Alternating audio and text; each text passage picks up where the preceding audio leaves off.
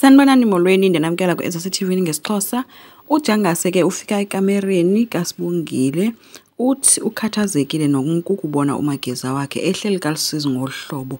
Uthi kodwa ke kufuneka understand uba akamkhulisanga kanjeya. Owakhe ubungi, umbiza ngobungi, ebengeke ahambe enkonkoshelana encamanisana nabafana ade onekele ilizwe.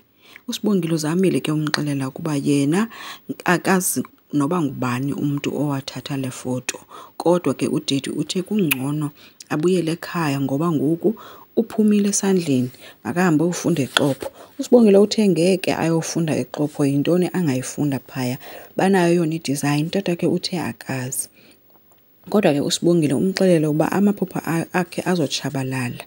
Udade uthe amaphupha atshabalaliswa ngabafana ke Sibongile, abafana nalo mfana wemoto.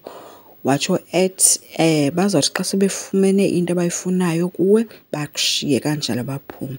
USibongile uthe ke ukwenzo akekho njalo. Wothuka ke uJangase ethi hayi bo, uyamthethelela kwaze wamazi bo. USibongile ke ugcwele iinyembezi kubi. Qhubekile ke udade kumcacisela ngabafana ethi kaloku nam ndakhe ndangakaya, ethi kungekudala lo mfana uzobe enenye intombi xa mhlawumbi kungoku akanaye. Watsho ke emxelela ukuba yena uyamthanda. Sibongile uthe uyazi. Qhubeke ngelithi ke yiloo nto ke kuzofuneka ubuye ube lapha eXhopho ufunde eXhopho College ukwenze buzoba semehlweni ethu. Ubukhazikhazi ke nabafana baseThekwini ngeke bukenze le nto. Sibongile ke ukubi ke kuye ugcwele iglass emehlweni uyalidla. KwaDlamini ke kuhleliwe etafuleni. Tatomdala uthi bayinikiwe idate kwaSokhabase yi-27 kuyolotyolwa. Ukwenzo ke bezihlekahlekisa ke bulela ke wabeke utata wakhe kwakwenze vuya ke yena ke ethi mabahambe bayoselela nomkhulwa wakhe. Kodwa uVusi noPhetheni khange batsho nelimdaka, and uPhetheni yena ubukeka eworried kakhulu ngokwenzo.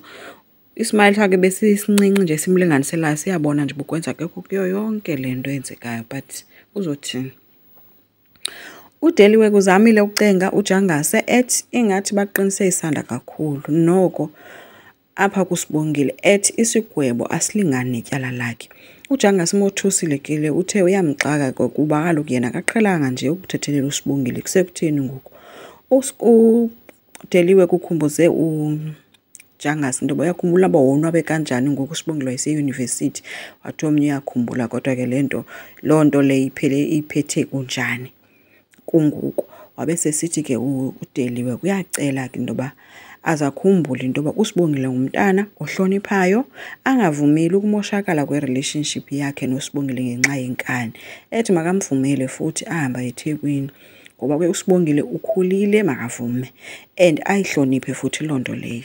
Ithi ke if awenzi kanjalo uzokuzonda lo mntana, mvumele abuyele eThekwini. Kodwa uJangase akajikanga, uthe yena seyisithathile isinqumo sakhe, so akayi uSibongile eThekwini.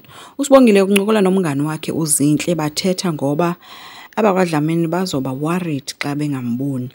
What if bayafika, kutsho Zinhle, what if bayafika ke ngoku tatakho uzotsho azi uba zininzi iimfihlo ezikhoyo. uSibongile uthe azimenzi ngcono ke izinto azithethayo umngani.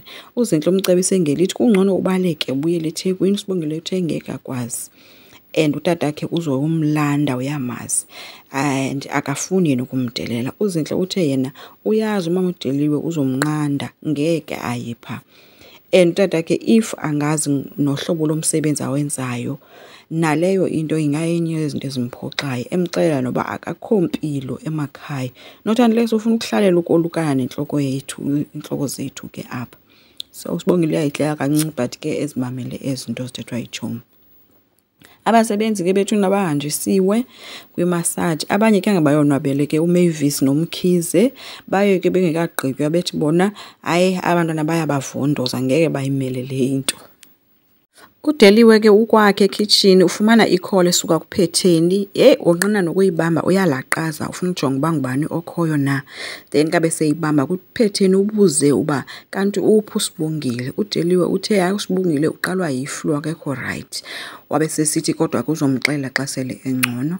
Wabe sesithi kuphetheni okay ke uzova ngelo xesha xa sekuthiwa ubhetile ova ngaye. Kanti lonke lixesha ukwenza ume apha emva kuphetheni umamele. Nanko ke ukwenzo enyonyoba eyofowunela uSibongile. uSibongile uthe ke xa ebona i-call kakwenza aziba lo mfana ufunani wavala umnyango.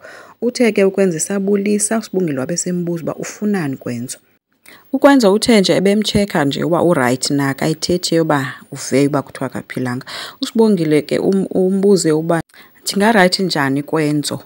Ukwenza uthe uthetha ngantoni. uSibongile umxelele kuba impilo yakhe yena imabhedibhedi ngenxa yakhe. Yonke into itshintshile. Ukwenza uthi aka-understand. uSibongile uthe ufanele ngoba wena eyakho impilo iyaqhubeka.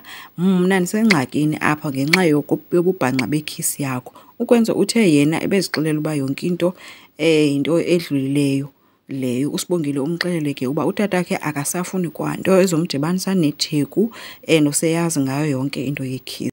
Uxolisile ke ukwenzo ethi noko wayengazi yena uba izinto zingade zibembi ngolu hlobo.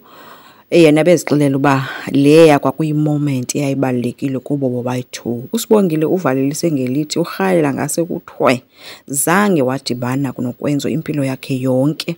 Watsho wayidropha naloo fowuni washiyeka eHlimpinika ke nokwenzo ngaphayana udanile kwelakhe icala kubi nje phakathi kwabo boyi-2. Enkosi ngicela siqhubeke subscribe, silike, singakhomenta futhi bye.